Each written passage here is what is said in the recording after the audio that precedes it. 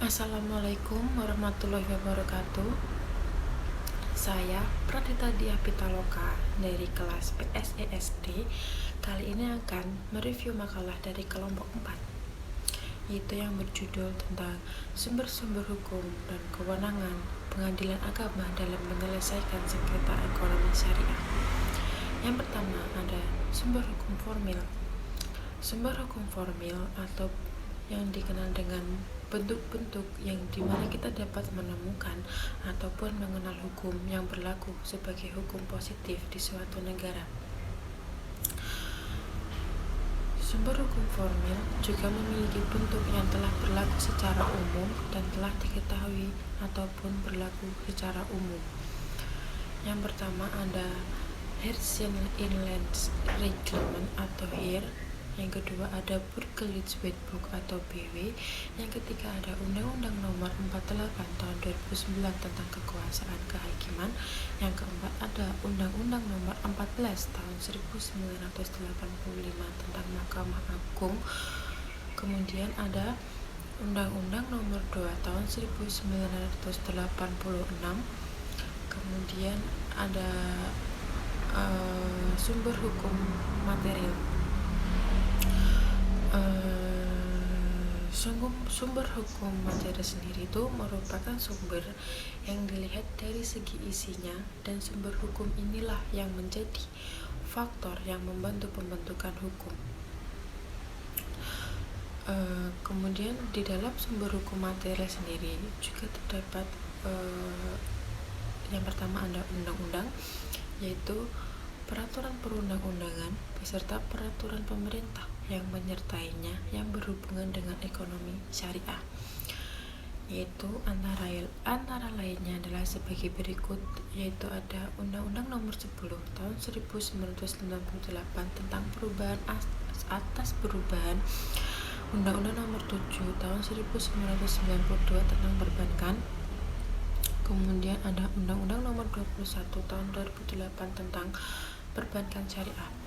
Yang kedua ada fatwa DSN, fatwa Dewan Syariah Nasional. Lembaga ini mempunyai kewenangan untuk menetapkan fatwa tentang produk dan jasa dalam kegiatan usaha bank yang melaksanakan kegiatan usahanya itu berdasarkan prinsip syariah.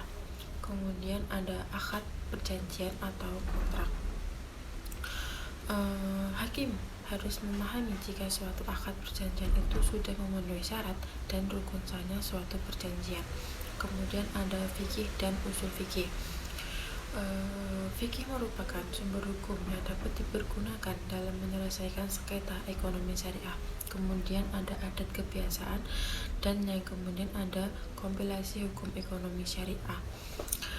Diperlukan adanya kepastian hukum sebagai dasar pengambilan keputusan, yang mana adanya perbedaan tersebut sangat potensial akan dapat menghalangi pemenuhan rasa keadilan. Kemudian ada jurisprudensi dan doktrin ekonomi syariah. Kemudian ada kewenangan pengadilan agama mengadili perkara sengketa ekonomi syariah. Kewenangan peradilan agama pra dan pasca pembaruan Undang-Undang RI Nomor 7 Tahun 1989. Kewenangan yang dimiliki peradilan ini sangat terbatas. Penyelesaian sengketa yang menjadi kompetensi peradilan agama masih berkisar penyelesaian masalah perkawinan, kewarisan, wasiat, hibah, wakaf, dan sedekah.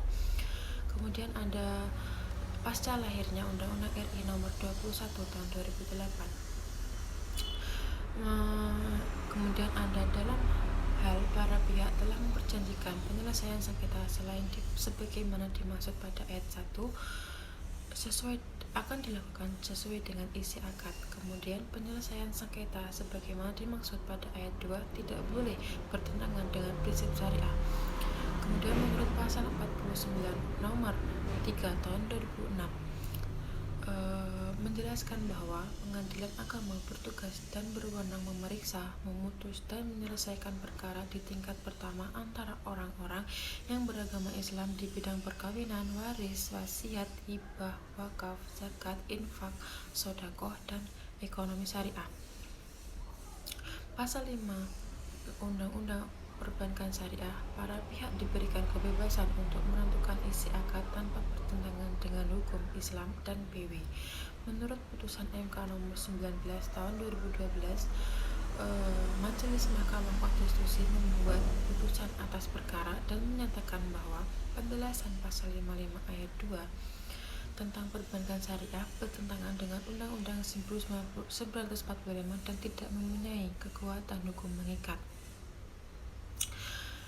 Sekian yang bisa saya sampaikan. Jika ada kurang lebihnya saya mohon maaf. Wassalamualaikum warahmatullahi wabarakatuh.